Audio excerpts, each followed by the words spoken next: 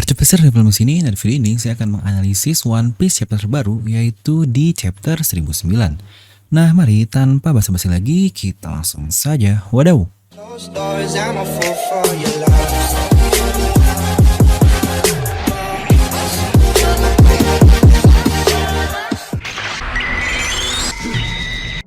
Nah seperti biasa, sebelum video ini jangan lupa untuk subscribe dan juga nyalakan bel notifikasinya ya. Karena kalian tidak akan tertinggal informasi menarik seputar One Piece hanya di channel Devil Nomi. Serta pastikan sebelum kalian komen, kalian menonton video sampai habis, jadi tidak ada informasi yang miss dan juga yang setengah-setengah. Serta buat kalian juga yang ingin join menjadi membership channel Devil Nomi, di mana kalian bisa mendapatkan stiker yang unik-unik nih. Kalian bisa langsung klik tombol join di sebelah tombol subscribe. Kali ini kita akan masuk ke bagian bongkar tuntas, yaitu untuk chapter terbaru di chapter 1009. Dimana apakah ada hal-hal menarik yang bisa kita perdalam lagi nih di luar cerita yang sudah saya bahas di video review. Mungkin buat yang belum nonton, kalian bisa cek video ini untuk tahu alur cerita dari One Piece chapter 1009. Oke lah, jadi kali ini kita akan mulai dari color spreadnya, dimana color spreadnya berisi seluruh bajak laut topi jerami bersama dengan Otama, Komachiyo, dan Bunbuki. Bunbuki ini adalah si ketel yang makan buah iblis Inu-Inu-Nomi tipe Tanuki, alias Tanuki-san ya seperti Choppa lah. Dari sini kita melihat backgroundnya berada di warna kuning dengan warna salju atau mungkin dengan cuaca yang bersalju lah. Yang pastinya ini berada di Ringo. Di sini terlihat lagi-lagi Otama dia memegang topi jerami milik Senchou kita, yaitu Luffy. Seperti sebelumnya ketika Luffy memberinya di awal Wano Kuni lah, lebih tepatnya memakaikannya kepada Otama sih. Apakah ini lagi-lagi bukti kuat Otama akan menjadi next nakama? Dia akan menjadi apprentice atau anak magang seperti Buggy dan Shanks lah. Tapi kira-kira perannya apa ya? Apakah hanya sebatas pengisi saja? Karena Kibidagonya sejauh ini hanya berguna ke user Smile saja, bukan user Zoan yang murni Zoan buah iblis. Tapi sebenarnya akan sangat pas juga sih jika dia ini join ke Luffy. Toh sebelumnya dia menyuruh Ace untuk membawanya menjadi bajak laut kan? Jadi akan cocok jika dia ini dibawa oleh Luffy. Nah gimana nih menurut kalian? Otama, Carrot, atau Yamete? Yamete asik sih karena sorry kepotong karena banyak bocil jadi harus disensor nih. Kalau bisa ketiganya, kenapa harus satu bos? Anjos. Lanjut, jadi chapter ini dimulai dengan Kinemon yang Oda masih dengan konsisten membuatnya kehilangan satu gigi depannya. Dan Orochi juga yang tetap konsisten dibuat oleh Oda tetap sejelek itu.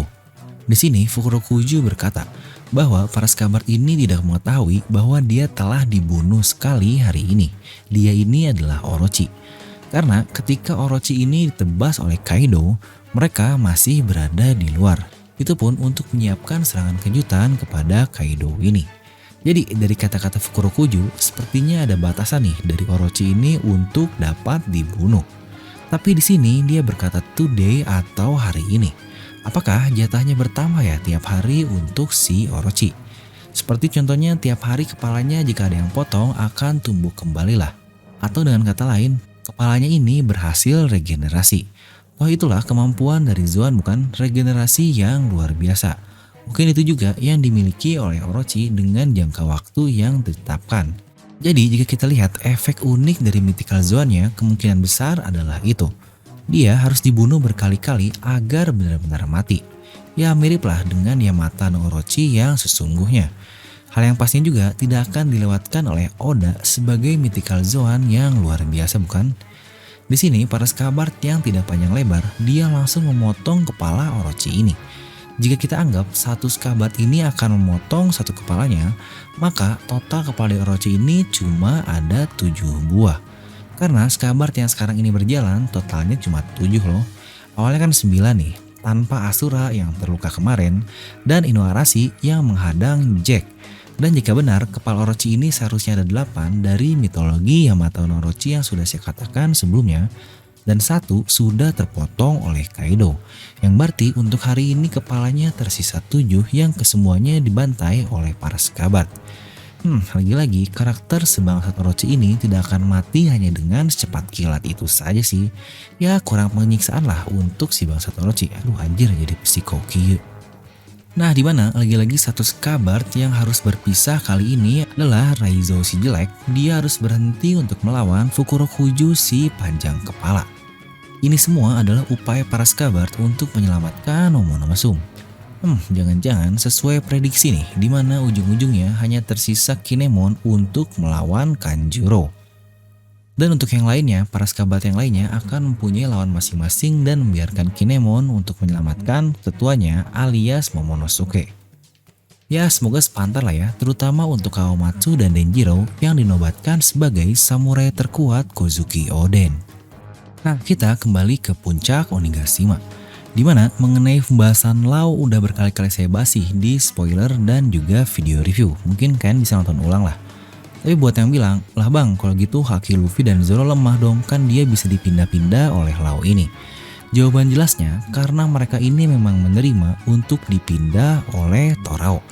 Sedangkan jelas lah untuk para Yonko ini tidak, makanya dia tidak bisa memindahnya. Dan di saat kedua Yonko ini mau mengeluarkan serangannya, bahkan Luffy sudah tahu duluan nih bahwa di sini Luffy berkata akan ada sesuatu yang besar yang akan datang, something big yang memang sangat-sangat big. Yang berarti di sini Luffy sudah tahu atau melihat ke masa depan apa yang akan terjadi jika para Yonko ini menggabungkan kekuatannya. Makanya Luffy berbicara seperti itu. Lalu untuk Zoro juga di sini dia bisa berkata, "This is insane." Itu pun sebelum serangan tersebut berhasil keluar loh. Jadi jangan-jangan apakah Zoro juga dia memang bisa melihat ke masa depan dan tahu serangannya seperti apa. Walaupun mungkin belum sejauh Luffy lah, tapi untuk levelnya pun sudah level di atas Ken Bunsoku yang biasa. Nah mengenai serangan Hakai ini alias penakluk lautan atau Ocean Sovereignty, mungkin kalian udah tahu lah ya ini sebelumnya pernah dilakuin oleh siapa dan pertama kalinya oleh siapa. Walaupun skalanya jelas berbeda dong. Salah satu serangan terbesar juga yang pernah dikeluarin di serial One Piece untuk pertama kalinya. Atau ini adalah salah satu serangan terbesar yang pernah keluar di One Piece. Yaitu adalah ketika Dory dan Brogy melakukan serangan ini untuk membunuh ikan master raksasa. Itu pun di Little Garden karena mereka ini adalah suku Elbaf yang dikatakan ras terkuat di serial One Piece. Nah lalu kita pun melihat bagaimana Big Mom melakukan hal yang sama dengan Cognacnya dengan jurus yang bernama Ikoku. Itu pun di Whole Cake Island dan Wano Kuni saat ini. Dan efek dari serangan Big Mom sendiri saja, Big Mom sendiri dia sudah mempunyai efek yang luar biasa. Bahkan di Wano Kuni pun efeknya terkena dari tengah Onigashima sampai ke ujung pulau. Dimana serangannya ini sudah pasti dihindari oleh semua orang lah dan tidak ada yang menahannya secara langsung. Dan di sini ini seperti Big Mom dikali dua lah atau Big Mom kuadrat. Dimana kedua Yonko menggabungkan serangannya dengan jurus yang mirip dengan Ikokunya Big Mom. Tapi di sini Kaido pun ikut andil dalam serangan tersebut yang pastinya skalanya jauh lebih gila lagi. Dimana kita bisa lihat efeknya di Onigashima ini sebesar apa nih untuk serangan Hakai ini. Bahkan ini lebih besar dari serangan Hiryukaen-nya Zoro loh. Dan jika kalian ngeh dengan efek putih-putih ini, serangan ini saat semuanya menghindar, ini sudah seperti serangan-serangan dahsyat yang skalanya mengerikan lah di One Piece ini. Itulah setinggi apa level serangan ini. Tapi, wah ada tapinya nih, yang lebih gila lagi adalah Zoro dia bisa menahan serangan yang sepertinya bisa langsung menghabisi manusia dengan mudah. Ya walaupun hanya menahan beberapa detik saja lah, tapi itu serangan kedua Yonko loh. Bahkan serangan Ikoku dari Big Mom sendiri saja sejauh ini belum ada yang menahannya. Hanya dihindari oleh semua orang, ini dua Yonko. Ya sebenarnya ini pun salah satu serangan instant death lah jika ada yang kena auto death. Luffy aja ikut menghindar dan bukan ngebantu Zoro menghadang serangan ini. Karena dia tahu seberapa mengerikannya serangan dari kedua Yonko ini. Ya walaupun tetap tidak bisa dibandingkan sih karena jika tidak dibantu oleh Law untuk pindah atau dengan semblesnya Zoro ini pasti sudah mati terkena serangan itu.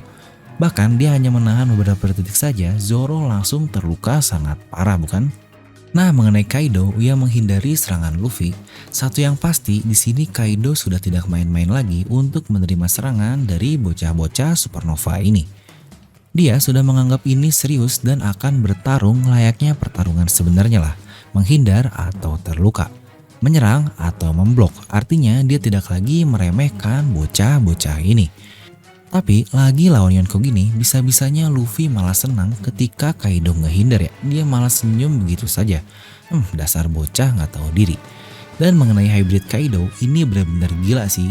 Ternyata efektivitas, kecepatan, kompaktisitas dari tubuhnya ini benar-benar berada di level yang sangat ekstrim. Dia bisa bergerak secepat mungkin, itu pun dengan kemampuan sehebat itu. Dengan ekor yang panjangnya yang bisa diatur seperti membuatnya semi terbang lah. Itu pun dia belum mengeluarkan homuranya atau awannya. Dia pun dapat mengeluarkan beam atau laser yang bentuknya masih belum jelas lah apakah ini petir atau benar-benar laser dari mulutnya secepat itu. Semua ini serangan bertubi-tubi yang Kaido lakukan secara rentet dan dari Kaido ini sudah menganggap musuhnya sangat serius. Bukan serangan-serangan biasa saja lah, dimana di sini Kaido melakukan 3 serangan beruntun dengan level yang bukan level biasa saja. Dan serangan itu pun ditutup oleh Three Realms Ragnarok, yang termasuk one hell of attack loh dengan efek petir hitam yang tepat mengenai tubuh Luffy. Semasif apakah serangan itu masuk kepada Luffy? Ini benar-benar telak loh, Luffy sedang berada di tanah, tidak bergerak dengan Kaido yang menghantamnya sangat kuat. Gaya dan momentum yang Luffy terima ini berkali-kali lipat karena dia menghantamnya di tanah. Berbeda dengan Raiwe Hake yang di udara lah. Wah, sebenarnya gak sabar banget nih ngeliat Luffy nahan serangan Kaido ini seperti apa. Apakah dengan haki yang sudah semakin kuat saja, advance Ryuo atau murni kena telak dan Luffy semakin sekarat ya? Nah, dimana sisanya hanyalah untuk para supernova lain yang berfokus kepada Big Mom saja. Di sini Kid cukup pintar menyimpan Zeus sang petir ke dalam kotak metal, di mana metal ini adalah konduktor dari listrik.